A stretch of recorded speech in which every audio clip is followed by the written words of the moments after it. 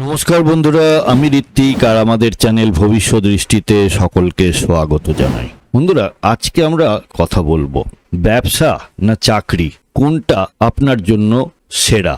আমরা দেখেছি যে অনেকেই চাকরি করতে করতে নিজের কিছু করার কথা ভাবেন, আবার উল্টো দিকে অনেক ব্যবসায়ীকেও আমরা দেখেছি যে ব্যবসা ঠিক মতো চালাতে পারছেন না, সামলাতে পারছেন না। কখনো কখনো নিজের মনে মনেই বলেন, দূর, এর থেকে একটা চাকরি করলেই বরং ভালো হতো। তো আপনারাই একবার বিবেচনা করে দেখুন, যে ব্যবসা করছে তার ব্যবসায় ঠিক মতো চালাতে পারছে না বলে সে চাকরিতে ফিরতে চাইছে, আবার যে চাকরি করছে তার মনে খালি একটাই চিন্তা, নিজের কিছু করা। তাহলে কোনটা আপনার জন্য সঠিক, কি করে আপনি বুঝবেন? আপনার জীবনে চলার পথ কোনটা? আপনার কুণ্ডলিতে থাকা গ্রহের বিন্যাসই বলে দেবে যে আপনার সাফল্যের পথ কোনটা। দশম ভাবের সাথে যখন ষষ্ঠ ভাবের সম্পর্ক তৈরি হয় তখন চাকরির সম্ভাবনা প্রবল হয়।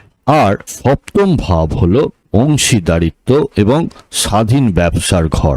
যদি আপনার সপ্তম ভাব দশম ভাবের থেকে বেশি শক্তিশালী বা দশম ভাবের সঙ্গে সপ্তম ভাব কানেক্টেড থাকে, তাহলে ব্যবসার মাধ্যমে উন্নতির যোগ বেশি।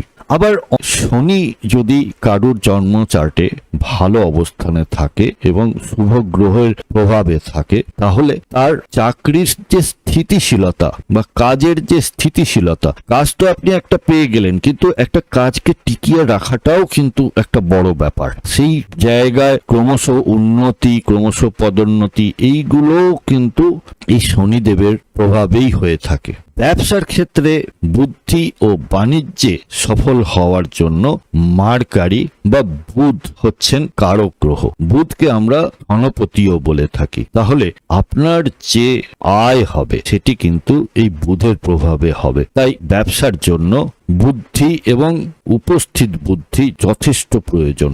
আপনিও যদি কেরিয়ার বা রিলেশনশিপ বা যে কোনো সমস্যায় ভুক্তভোগী হয়ে থাকেন, তাহলে জ্যোতিষীয় পরামর্শের জন্য ভবিষ্যৎ দৃষ্টির সাথে যোগাযোগ করতে পারেন।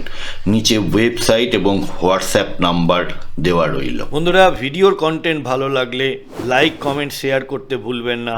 আর এই ধরনের ভিডিও আরও দেখতে প্লিজ চ্যানেলটি সাবস্ক্রাইব করবেন। অনেক ধন্যবাদ।